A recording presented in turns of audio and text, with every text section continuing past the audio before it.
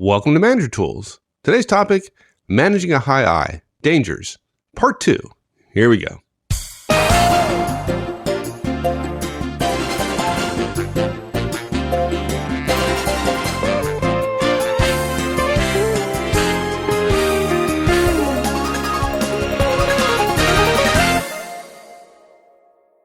Let's talk about high I's and their excitement level, because they get terribly excited about stuff and they end up starting too many things. Now, okay, I'm going to bust on you a little bit here, but I could go back through my emails and notes from our conversations for the last 24 hours, and I could come up with 10 best ideas ever in the last 24 hours. No, okay, so I don't want folks to get the wrong idea. Okay, we are very aware of our self tendencies, and we can moderate ourselves, but it is kind of funny.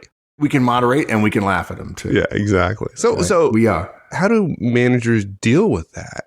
We have a high I who has tons of excitement. He's got all these ideas going, wants to start 20 things, and has a tendency, frankly, not to finish them. What do you do about that? It's like Michael Keaton in the movie Night Shift. I got ideas. They're just coming at me all the time. They're coming at me.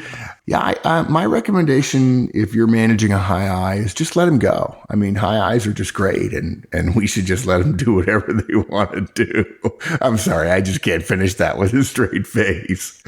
This is Manager Tools. This is all about achieving results. It's not about managing people the way they want to be managed. So look, high I's, we get excited. We're on fire. We're ballistic about something. We're in fuego, right? And those are all good things. We said it before, but it's an embarrassment of riches. High I's think everything is going to be the greatest thing since, transistors on a chip. And so they start working on everything with all that new energy. Now look, some of you see the energy as a negative, and I would caution you, you're wrong. Hopefully you see the energy as infectious and helpful, and that's good. There's nothing wrong, and frankly, there's a lot right with being excited about one's work. Remember what we said earlier, we want to separate the enthusiasm from the lack of discipline. One does not necessarily cause the other. There are people who are enthusiastic and are disciplined. There are people who are disciplined and not enthusiastic, and there are people who are enthusiastic and not disciplined. And there are people who are neither, but they don't work for you, hopefully. But sometimes, you're right. Sometimes that enthusiasm is an indicator that there may be a lack of discipline to follow. They go together. All that energy they have needs release. And since high I's aren't used to feeling great about the middle of a project, by the way, high I's tend to be really excited about the beginning. And if you can help them make it through the trough in the middle, they're excited about the end as well. If they get close and they realize they're going to make it, they will be indomitable in getting everything done. Right? Just like high D's are, right? Give it to me and I'll get it there, right? Whereas high S's and high C's don't always have that sense of we've got to get the ball over the goal line, simply because they're not as assertive, not willing to be they're not as comfortable, as tolerant of risk. Well, part of it also is that high C's, for example, tend not to get terribly excited about things. And there's really, most high C's I know, there's really no huge need for a big party at the end of a project, right? It's just... that's what we're supposed to do, right? Where high I's are looking forward to the party, right? They like to celebrate. So I can see where that absolutely like, can I have a party? Can we have cake? Can I have a hat? Can there be streamers? Can it be about me? Oh, it's going to be awesome. Dude, it's all about you, always. Yeah, right. Yeah. Oh, thankfully. Thank God for church. So look, all that energy needs release. And so because they're not happy in the middle of a project, they start another one. And by the way, it's going to be fabuloso as well. And what happens is they feed their energy addiction, their excitement, enthusiasm addiction by simply starting another project.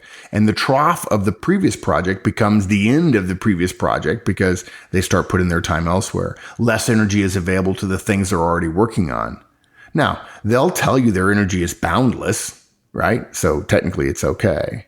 But the problem is, the issue isn't lack of energy. It's time available for them to channel their energy, which means less effort and less action anyway if they have too many projects going. And so look, it's easy. The solution is tell them no. When they have another great idea, when they mention they're trying something cool, first thing we do is ask for more information. No, don't just say no immediately, right? The point here is that they have to learn that energy doesn't create that much more time. Energy does create more time, by the way, folks. It's a long story, but it does. I'm not saying actually creating more time, but it does allow more things to get done in the same day. So when a high I adds another idea to their list, they have to decide sometime what is not going to get done. Ask them to compare their new idea to existing work and make a recommendation and a choice about what of all of their ideas might not get done. Okay. Now, the downside of this is they're going to lean toward canceling the stuff that they're already doing because that is boring, boss. While this that I'm talking about now is awesome. Okay. And you can't let them do that. The first couple of times they come to you with an analysis and it shows that they should choose that new thing, give them some feedback that when they start and don't finish things, they lose the right to start things in the future. And frankly, that is serious business for a high I. If you want in the beginning, let them start the thing and then establish reporting. If Mike was a new boss to me, he'd say, Mark, I need you to give me an overview of all the things you're working on. And I would be obligated to brief him for 45 minutes or an hour one day about all the things I'm working on. And then you would put in place the reporting and the deadlines and deliverables. And I would probably chafe under it a little bit. Okay. Hopefully you would sell it to me a little bit, but you don't really have to. Probably we would recommend it, but as boss, you can get away with not doing it. And so you're knowing Mike's going to know what I'm working on. Now, what that means is when I come in with a new idea, Mike's going to say, okay, compare it to all the stuff you're doing and convince me that we should stop doing something else since clearly you're terribly, terribly busy. Or here's the key. I'm not going to let you off the hook about the other things.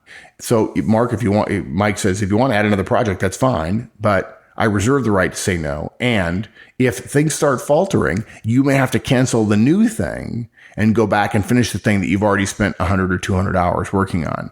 And if I then come to him with another thing, you can say, look, no, Mark, you're going to have to wait until you finish this project and this project. You can't start that one. And look, let me be blunt. Don't let me find you spending a whole bunch of time on that. I'm not excited about it. And I probably won't, he's not going to punish me for it. But on the other hand, he would definitely give me negative feedback saying, you're headed in the wrong direction here. Yeah. Look, folks, I hate to mention this because for a lot of folks, maybe the majority of folks, it's going to seem pretty obvious, but based on our experience, we know this to be true. This requires discipline on your part as a manager. And if you're a manager who likes to have things come in the inbox and then fire it off to somebody and forget about it and not follow up and not have an inventory of what your folks are working on, this is not going to work. If you manage a high I, you have to be aware of what he's working on. And that requires some discipline on your part. And unfortunately, far too many managers don't have that discipline. Exactly. Yeah. Yeah. It is managerial discipline, right? What do we say all the time? Good management is boring. It's unsexy. It's unpretty. It's repetitive. It's disciplined. That's what it is. It's not what they write about. And let me give you an example, because sometimes folks like to hear insider stuff of how we manage our business. Out of our staff, we have 2 high I's. Maggie is nothing but high. Nothing on. And Mark's got high D as well. And so, like we organizationally, behaviorally, we have tendencies toward this kind of behavior about getting excited about stuff, going off and doing projects, and then not following through on them. And so we use Basecamp. You can use any tool you want. Basecamp is an online tool by 37 Signals, and all our great projects. Online tool. It's awesome, right? It doesn't do everything. Ever. High C's who are project managers. Okay, there's some things you probably won't like about it, but it's awesome. And every project that we're working on goes in to Basecamp. And then we review those every single week. And so there's 2 aspects of this. One is putting projects in there, right? Adding new projects and then having the task and the follow through and who's responsible by when, right? So we have all that and we review that every single week. But the other part of the discipline for the high I part of our organization is deciding what we're not going to do. And so often we might add a couple projects in a week. In the following week, we review them. We go look, we're not making progress on these 3 projects. Are they the most important things we need to be working on? If the answer is no, we put it on hold. We make conscious decisions about what not to do. And high I's need help with that. Yeah. Exactly. And if you don't have some sort of system for keeping track of it all, if you've got 10 directs, you're not going to be able to keep it all in your head. Yeah. Right? You can't. You combine this with getting things done and suddenly you realize you want it out of your head, right? In fact, I just thought about it, Mike. When we talk about the discipline piece, it reminds me of this story I used to tell all the time. The unofficial title of this cast should be The Volcano and the Earthquake, right? Yes, because you're right. Because the high I is the volcano, and the effective, disciplined, and we're using an example of a high C manager. The effective, disciplined manager is the earthquake. Folks, what I mean by that is I often tell client groups and public conference groups that there's a movie, an American movie called Dante's Peak, which stars Pierce Brosnan and Linda Hamilton. And Pierce Brosnan is a volcanologist, which is like a really cool job title or expert title. He studies Vulcans, right? He's a Star Trek. Vulcans. Now he studies hockey pucks, vulcanized rubber. Now he studies volcanoes, and there's a town at the base of a volcano that is being threatened, that Pierce Brosnan believes this volcano is going to explode, and nobody believes him. Well, the point of this is that Hollywood makes movies about volcanoes because volcanoes explode. They're dramatic. They're exciting. People die. Pyroclastic clouds form, and there's bubbling lakes of acid, and there's avalanches, and cars get thrown into the river, and bridges get knocked down, and it's quite something. Drama sells, right? Conflict and drama sell. And so they make movies about it. And yet, on the other hand, volcanoes are simply a natural phenomenon. But when you look at the Earth geographically, volcanoes play a role, but they don't play nearly as big a role as the tectonic plates shifting around. Okay. I mean, the Marianas Trench and look, Mount Everest, right? In Asia, it was formed, the highest point on Earth. It was not formed via a volcano throwing a bunch of stuff up into a tall, thin tower of mountain, but it was two tectonic plates pushing against each other. I think that the official phrase is subduction leads to orogeny, which is one plate going onto the other plate causes mountains to form at the border between the two plates, right? And yet tectonic plates make Mount Everest. And all of the earthquakes, in the Pacific Rim and the Rim of Fire, where the plates are rubbing against one another. And yet they don't make movies about tectonic plates. They certainly make movies about earthquakes because buildings fall down, right? That's dramatic. But good management is not volcanic. High eyes, that excitement, enthusiasm, yeah, woo, great. It's going to be the best ever. That's volcano stuff. Good management is tectonic plates. They don't make movies about tectonic plates shifting a billionth of an inch every decade because who wants to watch paint dry, right? That's why there aren't any good books or good management or good movies about really, really effective management. I'm talking fiction here because it's boring. It's like watching something made over and over and over again in a factory. Now, look, there's nothing wrong with personality. And by the way, high eyes, I'm not dooming you to a life of non-management. You can be a great manager. You just need to combine your energy with some discipline. And frankly, some of the high C's who are listening, you could combine your discipline with some energy. Thank you very much. Sometimes you really are a wet blanket and you don't provide any effective discipline as well. And that's just a total bummer because enthusiasm is good. We want both enthusiasm and discipline. That's what we want. What would you say to a high I when you say no, to get them to understand why that's important, to get them to accept it a little bit, to kind of speak in their language? What would you tell them? Dude, it's going to look bad if you keep starting stuff and don't finish. You're not going to get promoted if you keep starting stuff you don't finish.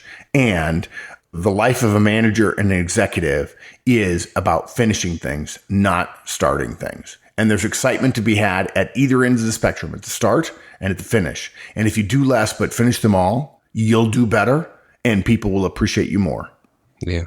And if you continue to do that, you won't get the exciting projects in the future. Yeah. Oh, exactly. Yeah. You won't get exactly. If you don't finish this one, I'm not going to let you work on the other stuff in the future. Oh. Yeah, exactly. Kiss of death, right? Our last danger you put in the outline is that high eyes are unaware that details exist. And I'm telling you, you are absolutely, positively, you are wrong. You're high eye. You are fully aware of the details of the redlining inside your custom $2,000 suit. You're very aware of your Louis Vuitton briefcase. That's right. Look at you. You have the details of fine clothing and accoutrements down perfectly. Folks, Mike and I have a running joke between us. My suits, which are Brooks Brothers suits, in part because I'm an American executive, and that for a long time was the American executive's wardrobe and uniform, and still is to a great degree today. And you think they were wearing suit jackets with red lining? Really? High eyes were, yeah. All those sales and marketing people were. When you have a suit made, and I have my suits made with 2 pair of trousers, because trousers always wear out first. And historically, gentlemen, when they had suits made, if it's a made suit rather than an off the rack suit, you make it without trouser pockets in the back. You make it with working cuff buttons, for instance, on the sleeves of the jacket, and you get to put whatever lining you want in there. And one of the linings is a bright red. Now, I don't think I ever told you this on air, but the reason I chose bright red is not only because of my favorite color, it's also the color of artillery. And you and I are both artillerymen, and I remember fondly my military experience, and I think it looks really good too. And when folks tell me that you look good out in front of an audience, which you do, you present well, you have like a glow to you. It's not Mark. It's the lining of a suit. It's the lining of my suit, right? I don't have a glow to me. Mike is making that up. But yeah, my suits, at least one, actually, a couple of my suits are lined in red. I like it, and it's distinctive. And when there are 4 suits hanging in a room or piled on a credenza in an office somewhere, mine's the easiest one to find when they're all dark navy, which that one particularly is. Okay, enough. So look, high eyes love to think of themselves as, and folks, you'll know this as soon as we say it, as big picture thinkers. Have you ever heard one of your people say that? Oh, I'm a big picture kind of guy. They're probably a D or an I. And if they say it with a smile and a laugh and then tell you about all their big picture ideas, yeah, they're probably a high I. No, what it is just code for I don't need to worry about the details because I'm above that's all right. that. I'm above the details, right? Exactly, yeah. You'll hear high eyes say things like, I'm all about the ideas. You'll notice they won't know whether something is done or not, if they're working on it, or even if somebody else is working on it, or even if they're working on it. And frankly, what they would say is one task, really, after all, oughtn't be the downfall of their great idea. You'll notice they won't brief details of items. They'll just talk that they feel good about things. They won't have detailed spreadsheets. They'll have estimates. They will describe future outcomes rather than present status. In other words, you say, what's the status of Project X? And the high eye says, we're on track to get done on time. We're going to make it. It's going to be awesome. And if you're a high C manager and you thought to yourself, and you second guessed yourself, says, well, was that a status? No, folks, that wasn't a status. That was a gut sales call by the person who doesn't want to give you actual status. Status is what's been done, what's due, and what do we need to work on in the next few days. That's a status. What high eyes give you is not status. It's a marketing pitch. It's an advertisement. And it keeps them out of the details, frankly. And the one thing I like to say, everything must be okay because the expected return is gigantic. Yeah. Right? Yeah. And frankly, the high eye status briefing, there ought to be a name for it, right? It's not a status briefing. It's just a glossing there is a name over of for the it. detail. There is a name What for is it? What is it? BS. Yeah. I thought you were going to say crazy talk. Crazy, right? yeah. Crazy talk. That's just crazy talk. Am I the only one taking crazy pills around here? Look, high eyes will literally tell you their budget is fine and then not actually have the spreadsheet done. How can they know whether the budget's fine? And Mike's probably saying right now, yeah, I've heard you say that before, dude. They will say all tasks are on track when they don't have any tasks actually documented. Right? And in their minds, it's not a prevarication. That's just their gut feel about their idea. All tasks, quote, all tasks, unquote, is just their way of putting Vaseline on the lens. Yeah, well, it's partly it's because of the way they define tasks. They don't define tasks as normal people like us high Cs would. They define task as go talk to John, go talk to Bill, go talk to Fred, right? Go talk to Mary, go talk to Sue. That's their idea of task, right? It's a bunch of activity around people versus something with a deadline and a deliverable at the end. Yeah, exactly. They see it as them mixing it up with all the tasks and all the work and so on, but not really being held accountable. They don't want to be held accountable, generally speaking. They want freedom. They don't want accountability. And look, the answer is simple, folks. You just need to ask for more in writing. Demand the spreadsheet. If they don't give it to you in a couple of days, say, hey, look, I just want to let you know, I'm sorry, just wanted to come down and tell you, until I get the spreadsheet, no more budget. Okay. If I don't get the spreadsheet with the task list, I'm going to ask you not to work on this project anymore. Okay. I'm going to tell the person I assigned to help you on it not to work on it anymore, that we're going a different direction. Folks, it's okay if you're managing a high I to challenge their assertions regarding status. Demand written status when you have doubts. And folks, and no less than weekly status in writing as a recurring action. In fact, build your project plan with a report status to the boss by the end of the week. And again, it can just be an email. You don't have to make it big and formal and fancy and so on. We've caught ourselves doing that, right, Mike? We're okay, let's do this and let's have this and let's have this and let's have this. And then we realize, no. Send us an email when you're done and let us know what the status is. Yeah, exactly. Right? But frankly, it can just be an email, but it's worth having that high I think about putting their definition of status, and folks, they know it's vague, we do, into writing. And don't do what so many managers do and start double checking everything. You're loosey-goosey, comfortable, kind of relaxed sort of guy. Don't let them do what high I's do. You don't have time and it's not effective. We recommend you encourage that high I to think more clearly about details by using written documentation to follow up. When he comes in on Thursday and says, hey, can I give you a quick verbal brief? You say, sure. You take a couple of minutes. And just to be clear, Mark, I expect something in writing tomorrow before you go home. Okay? Simple. Oh, I was hoping this would take the place of that. No, I'd still like it in writing. But I'm just not let's not. Yeah, I can go over it in just 2 minutes, boss. Hey, thanks. I'm happy to listen, and I'll be happy to make some suggestions or just pat you on the back. But I want it backed up in writing too. Okay, I guess I better go get writing on that. And I think you think to yourself, gee, did I just snub him? Well, maybe a little bit, but you snubbed him in deference to the earthquake rather than the volcano, because work in an organization is obligated to be reported on. The fact that the high I doesn't like it, and yeah, we don't like it, but our lack of liking it doesn't mean we're not obligated to do it. Our lack of interest does not supersede our obligation to do so. Simple as that, right? Yeah. Look, something else too. When updates are written, you have time to review them. The high I loves that verbal briefing. They get a chance to gloss things over. They get a chance to set the agenda without actually having an agenda, right?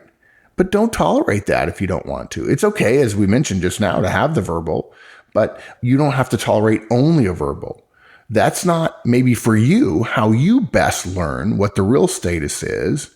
And you can teach them by asking for it in writing, that communicating status and focusing their energy rather than just letting it go wherever they want it to go is really the path to effectiveness. So ask for the written thing, review it before you go home, send back a couple of notes. Hey, thank you. Really appreciate that. Love this.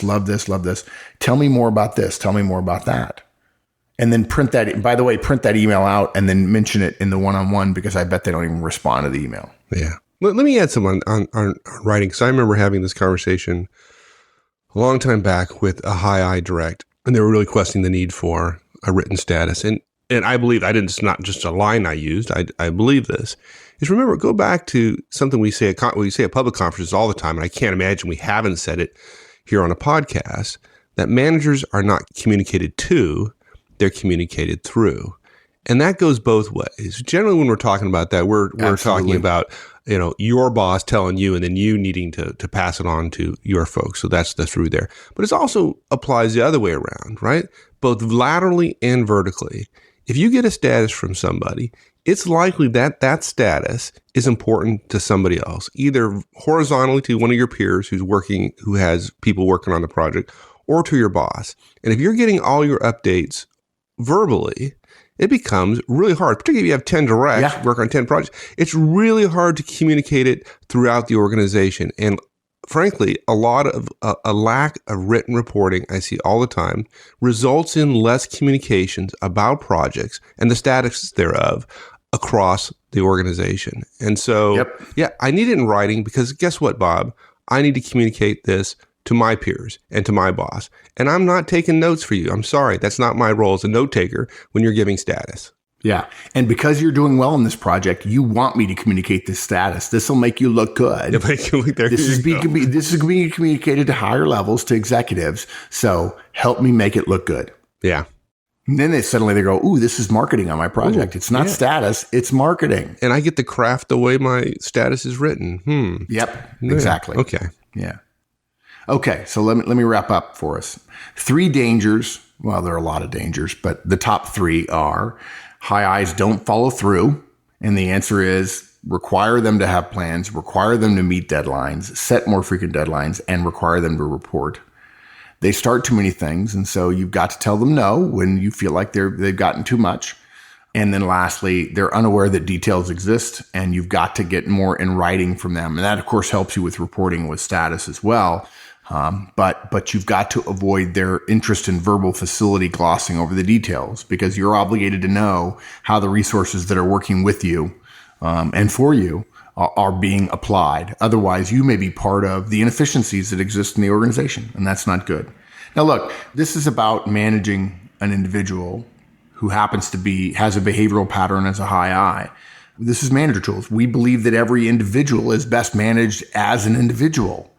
And that's why we find DISC helpful, because it's based on an individual's behavior.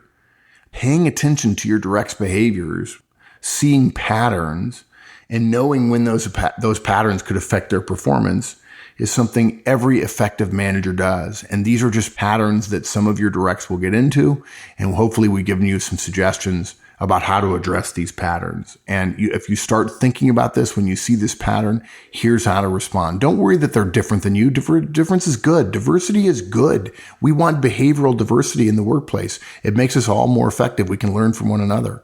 So this is not to say high eyes are bad, because believe me, we're going to do DS and CCAS just like this. And each one of those 3 groups is going to feel like, wow, I have dangers. My manager sees dangers managing me. Oh, yes, they do. But we think when you engage in these behaviors, you'll be more effective and your direct will be more effective. And that's what you're paid to be, effective. Awesome. Thanks, partner. All right. Bye-bye. Thanks, everyone.